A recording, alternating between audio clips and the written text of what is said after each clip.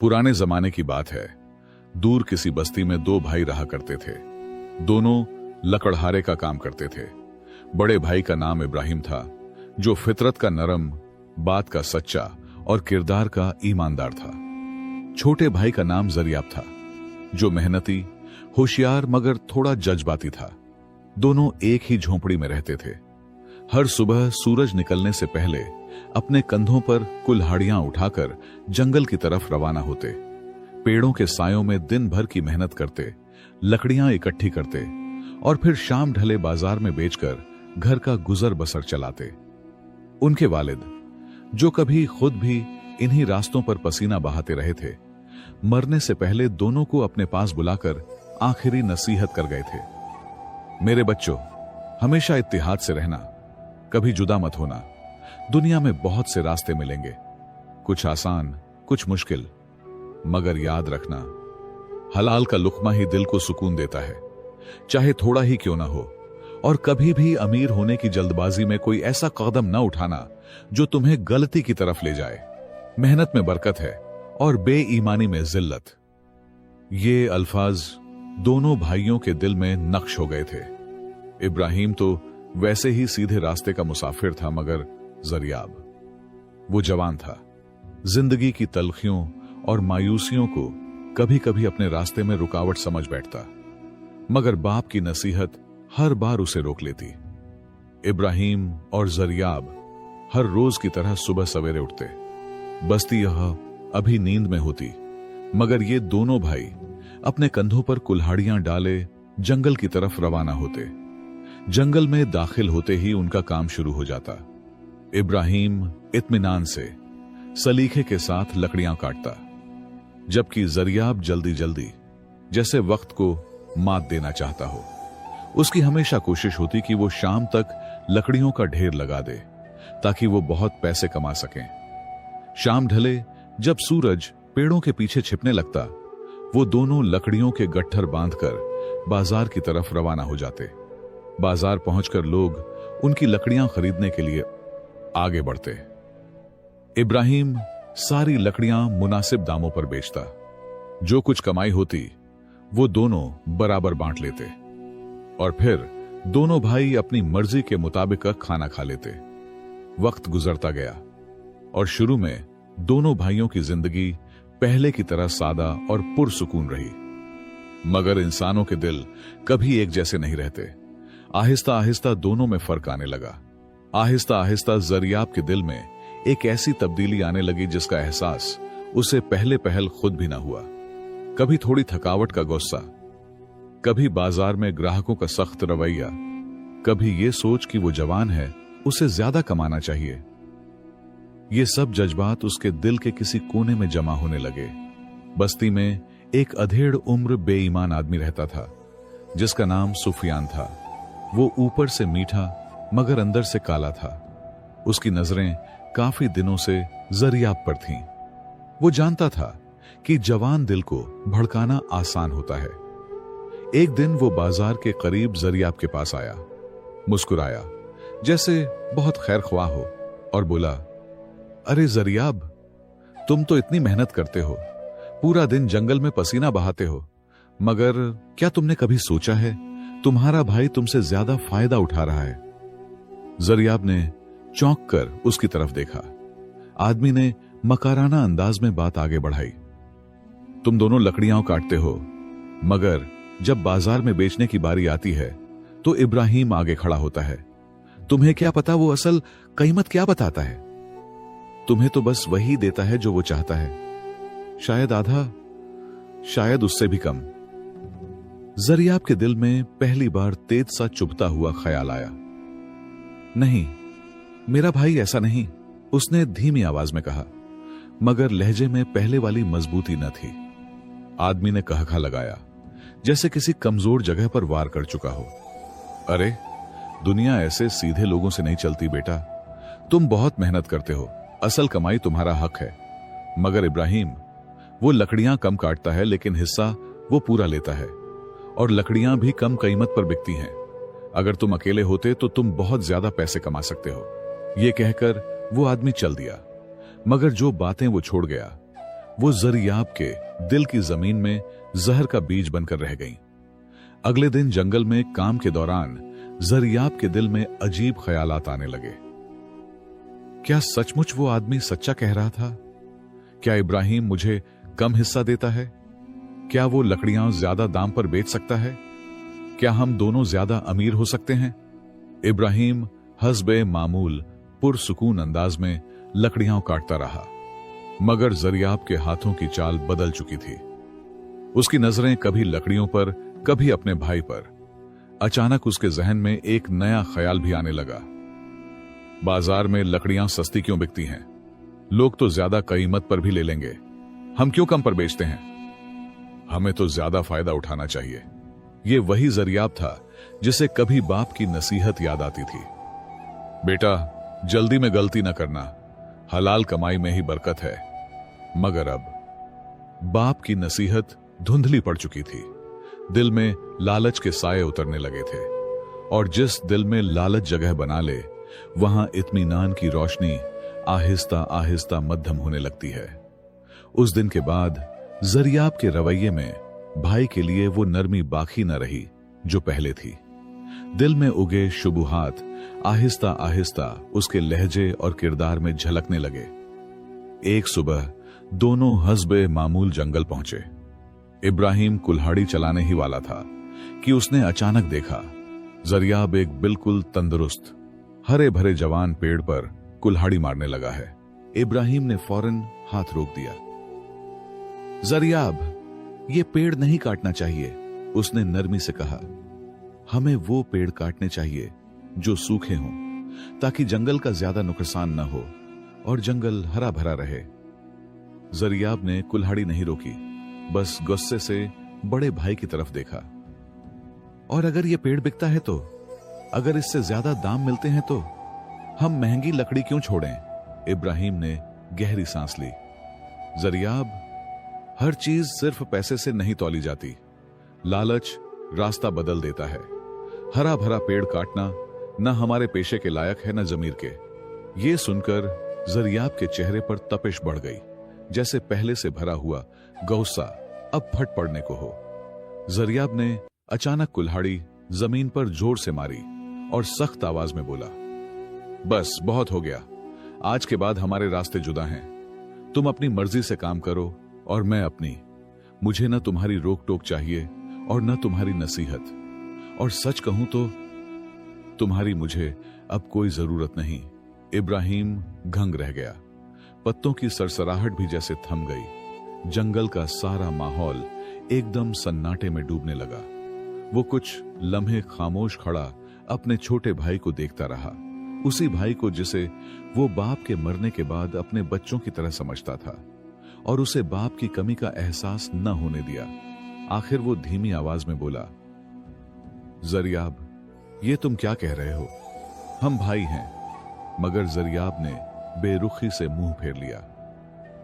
रिश्ते तब तक रहते हैं जब तक फायदा हो। अब मेरा फायदा अलग है, मेरा रास्ता अलग है। ये कहकर वो अपनी कुल्हाड़ी और लकड़ियां उठाकर जंगल की दूसरी सिमत चल पड़ा। इब्राहिम देर तक वहीं खड़ा रह गया। शाम को वो वहां बैठा था तो एक दरवेश वहां से गुजरा जो उसके बाप का दोस्त था। इब्राहिम को दुखी हालत में देखकर दरवेश उसके पास आया और उसकी हालत पूछी। इब्राहिम ने दरवेश को जरियाब के रवैये के बारे में आगाह किया तो दरवेश कहने लगा, बेटा, तुम अपने बाप की नसीहत कभी मत छोड़ना। एक दिन अल्लाह तुम्हें इतना देगा कि तुम हैरान रह जाओगे। तुम्हारे भाई ने जज्बात में गलत कदम उठाया है। अल्लाह उस पर रहम करे। तुम अपनी सीधी राह पर चलते रहना। जरियाब जिस दिन बड़े भाई से अलग हुआ, उसी दिन उसने अपनी जिंदगी का रास्ता बदल दिया। मगर यह रास्ता सीधा नहीं था। लालच और बेईमानी की तरफ मुड़ चुका था। अब जब वो जंगल जाता तो पहले की तरह सूखे हुए, कमजोर और बेजान पेड़ नहीं देखता था। अब उसकी नजर सिर्फ उन पेड़ों पर पड़ती जिनकी लकड़ी बेशकीमत थी। मोटे तने, हरी भरी शाखें, मजबूत लकड़ी।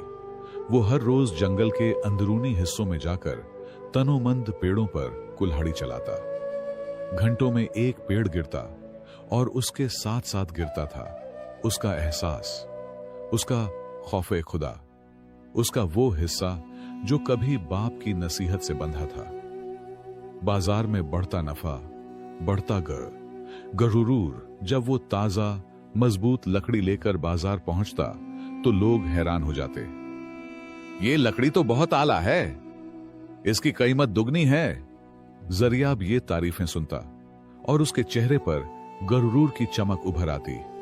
वो कीमती लकड़ी को महंगे दामों बेचता और उसे दिनों में वो दौलत मिलने लगी जो इब्राहिम ने बरसों की मेहनत में नहीं कमाई थी। दौलत आती गई और साथ ही लालच भी बढ़ता गया। जरियाब ने कुछ ही अरसे में बाजार के किनारे एक बड़ा कारखाना खड़ा कर लिया। उस कारखाने में लकड़ी की मुख्तलिफ चीजें बनने लगी। काम बढ़ा, मजदूर रखे गए, तिजारत दूर दूर तक फैल गई। जरियाब का नाम अब बस्ती में अमीर जरियाब के तौर पर लिया जाने लगा। कारखाने में काम बढ़ा तो जरियाब ने हर चीज में नफा बढ़ाने का तरीका निकाला। कभी लकड़ी कम इस्तेमाल करता, कभी सस्ता सामान मिला देता, कभी ग्राहक को धोखा देता। अब जो शख्स जमाने को धोखा देने लगा था वो अपने भाई इब्राहिम को कैसे याद करता। लालच ने उसकी आंखों पर पट्टी बांध दी। दूसरी तरफ इब्राहिम की जिंदगी पहले जैसी ही सादा और मेहनत भरी रही। जरियाब दौलत के महल खड़े कर रहा था, मगर इब्राहिम अब भी अपनी कुल्हाड़ी, अपने पसीने और अपने रब के सहारे पर गुजर बसर करता था। दिन ब दिन महंगाई बढ़ रही थी, मगर इब्राहिम ने कभी हराम रास्ता इख्तियार न किया। वही पुराना तरीका, सूखे पेड़, हलाल रोजी, कम मगर पाक आमदनी। वक्त गुजरता गया और दोनों भाइयों की शादियां भी हो गईं। जरियाब की शादी उसी बेईमान शख्स की बेटी से हुई जिसने उसे भड़काया था। उसकी बेटी भी बिल्कुल बाप जैसी निकली, चालाक, लालची और दुनियावी चमक धमक की दीवानी। इसके बरक्स इब्राहिम की शादी उसी नेक दरवेश की बेटी से हुई जो उसके बाप का दोस्त था। शादी के बाद दरवेश ने इब्राहिम का हाथ थामा और कहा, बेटा, तुम्हारी नरमी, तुम्हारी सच्चाई और तुम्हारा रिज़्क़ हलाल मुझे पसंद आया, इसीलिए मैंने अपनी बेटी तुम्हें दी है। मुझे यकीन है कि तुम इसे हमेशा इज्जत दोगे और तुम्हारा घर हमेशा बरकत से भरा रहेगा। इब्राहिम ने कहा, बाबा जी, मैं उस रिज़्क़ से डरता हूं जिसमें जरा सा भी शक हो। मेरी कोशिश होगी कि आपकी बेटी हमेशा खरुश रहे। साल गुजरते गए। एक दिन इब्राहिम हस्ब-ए मामूल जंगल में लिपटा हुआ चल रहा था कि उसकी नजर एक अजीब अनोखे सूखे पेड़ पर पड़ी। पेड़ बोसीदा था, मगर उसकी जड़ों के पास मिट्टी का रंग मुख्तलिफ लग रहा था, जैसे उसके अंदर कोई राज हो। उसने कुल्हाड़ी उठाई और पहला वार किया। ज्यों ही कुल्हाड़ी लगी, पेड़ के तने के अंदर से चमकदार सोने के सिक्के बाहर गिरने लगे।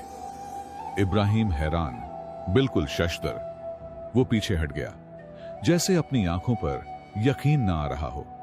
वो बार बार देखता, सिक्के छनते जाते, जैसे जमीन के अंदर कई साल पुरानी कोई अमानत छिपी हो और किस्मत ने वो अमानत उसी के हाथों खोल दी हो। वो मुहतात अंदाज में पेड़ काटने लगा। कुछ ही देर में उसके कदमों के पास सोने के सिक्कों का ढेर लग चुका था। उसने कांपते हाथों से वो सारे सिक्के कपड़े में बांधे, कुल्हाड़ी कंधे पर रखी और तेज कदमों से घर की तरफ चल पड़ा। उसकी बीवी ने दरवाजा खोला तो चौंक गई। आप आज इतनी जल्दी, सब खैरियत? इब्राहिम ने कपड़े का गट्ठर सामने रखा। जब उसने उसे खोला तो कमरा चमक उठा। बीवी की आंखें हैरत से फैल गईं। दरवेश ससुर ने गट्ठर देखा, कुछ लम्हे खामोश रहे, फिर मुस्कुराकर कहा, बेटा, ये तुम्हारी नियत का सिला है। जो अपने दिल को पाक रखता है, कुदरत उसका रिज़्क़ खुद खोल देती है। ये तुम्हारे लिए आजमाइश भी है और इनाम भी। मगर दौलत ने उसका दिल नहीं बदला। उसने न कपड़े बदले, न गुरूर आया, न बातों में तकब्बुर, बल्कि उसने कहा, यह रिज़्क़ सिर्फ मेरा नहीं, ये रब ने मुझे लोगों की खिदमत के लिए दिया है। यूं वो गरीबों में खाना तकसीम करने लगा, बेसहारा लोगों की मदद करने लगा, और यही असल दौलत थी। दूसरी तरफ जरियाब के घर में वो तूफान पल रहा था जिसका उसने कभी अंदाजा भी न किया था। जरियाब की बीवी, वही बेईमान आदमी की बेटी, शुरू से ही दौलत की दीवानी थी। उसके नाजो नखरे, उसकी फरमाइशें, उसकी बेहिसाब खरीदारी। जरियाब तो अमीरी के नशे में सब कुछ बर्दाश्त करता रहा, मगर उसकी बीवी की आदतें सिर्फ खर्चे तक महदूद न थीं। वो चोरी की भी आदी थी। वो जरियाब के माल में से चोर कर छिपाकर अपने बाप को दे देती। वो बाप जिसने जरियाब के दिल में पहले वसवसा डाला था, अब उसकी दौलत भी चुपके चुपके लूटने लगा था, जिसका उसे सरासर इल्म ही नहीं था। जरियाब ने अमीरी के नशे में कई गलत फैसले किए। नतीजा यह हुआ कि लोग उस पर एतिमाद खो बैठे, ग्राहक कम होते गए, कारखाने का काम रुकने लगा, और जरियाब देखते ही देखते नुकसान पर नुकसान उठाने लगा। इसी दौरान उसकी बीवी ने भी एक बड़ा वार किया। वो घर के अंदर रखी सारी बची खुची नकदी और जेवर लेकर रात के अंधेरे में अपने बाप के घर चली गई। सुबह जरियाब ने जब खाली संदूक देखे तो उसकी दुनिया अंधेर हो गई। कुछ दिन बाद उसकी बीवी ने पैगाम भिजवाया, मुझे तुम्हारी जिंदगी में रहने की जरूरत नहीं, मैं तलाक चाहती हूं।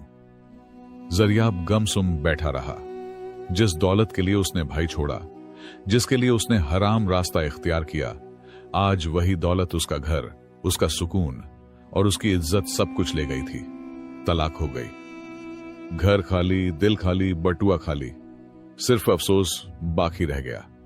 फिर वही पुराना जरियाब, मगर तन्हा लोग अब उसकी साबिका अमीरी के किस्से तो सुनाते थे, मगर एहतराम से नहीं, इबरत के तौर पर। वो दोबारा गरीब हो गया था। जरियाब की आंखों में पहला एहसास अब उभर रहा था कि शायद उसने जिंदगी में कहीं बहुत बड़ी गलती की है, मगर अभी वो उस हकीकत का सामना नहीं कर पा रहा था। उसके दिल में कहीं दूर एक आवाज गूंजी, लालच में गलत कदम न उठाना, मगर अब वो आवाज बहुत देर से लौटी थी। जरियाब की जिंदगी एक ऐसी राह पर थी जिसका तसव्वुर पहले कभी न किया गया था। एक दिन जरियाब ने फैसला किया कि वो अपने भाई इब्राहिम के पास जाए। जब वो इब्राहिम के गांव पहुंचा तो हैरत से देखता रह गया। वो छोटा सा झोंपड़ा, जहां कभी इब्राहिम रहता था, अब एक आलीशान खूबसूरत घर में बदल चुका था। जरियाब ने हिचकिचाते हुए दरवाजा खटखटाया। दरवाजा खुला और अंदर से इब्राहिम निकला। इब्राहिम की आंखों में पहले की तरह मोहब्बत और सुकून झलक रहा था। जरियाब की आवाज लड़खड़ा रही थी, भाई, मैं बहुत बड़ी गलतियां कर गया हूं। मेरी दौलत, मेरा लालच, मेरी बीवी, सब ने मुझे तबाह कर दिया। मेरी जिंदगी का यह हिस्सा शर्मिंदगी और पछतावे से भरा है। वो अपने भाई के कदमों में गिरकर माफी मांगने लगा। इब्राहिम ने उसे गौर से देखा और फिर एक पुरखुलूस मुस्कुराहट के साथ बोला, बेटा, दिल में कभी भी कोई बात न रखो। हम भाई हैं। कोई भी गलती तुम्हें इस रिश्ते से जुदा नहीं कर सकती। आओ, सब कुछ छोड़ो और नए सिरे से जिंदगी संवारो। जरियाब के दिल से एक बोझ हल्का हुआ और आंखों से आंसू बहने लगे। इब्राहिम ने न सिर्फ उसे माफ किया, बल्कि अपने हाथ फैलाए और उसे अपनी मदद, अपनी रहनुमाई और अपना सुकून पेश किया। दोस्तों, इस कहानी से हमें यह सबक मिलता है कि लालच और बेईमानी की राह हमेशा तबाही और पछतावे की तरफ ले जाती है, जबकि हलाल रोजी, सब्र और ईमानदारी से अल्लाह की तरफ से न सिर्फ रिज़्क़ की बरकत मिलती है, बल्कि दिल का सुकून और रिश्तों की पायदारी भी बरकरार रहती है। हमेशा अपने बुजुर्गों की नसीहत पर अमल करो और याद रखो कि हकीकी दौलत पैसे में नहीं, बल्कि पाकीज़ा नियत और मोहब्बत भरे रिश्तों में होती है। ये हमारी कहानी यहां खत्म होती है, लेकिन कहानियां कभी खत्म नहीं होती, बल्कि हर बार एक नए रूप में जन्म लेती रहती हैं। अपनी राय कमेंट्स में शेयर करें कि आपने इस कहानी से क्या सीखा। आप किस शहर से इस कहानी को सुन रहे हैं? अगर ये कहानी आपको पसंद आई तो लाइक और सब्सक्राइब करना न भूलें। मिलते हैं एक और नई वीडियो के साथ। तब तक के लिए अल्लाह हाफिज।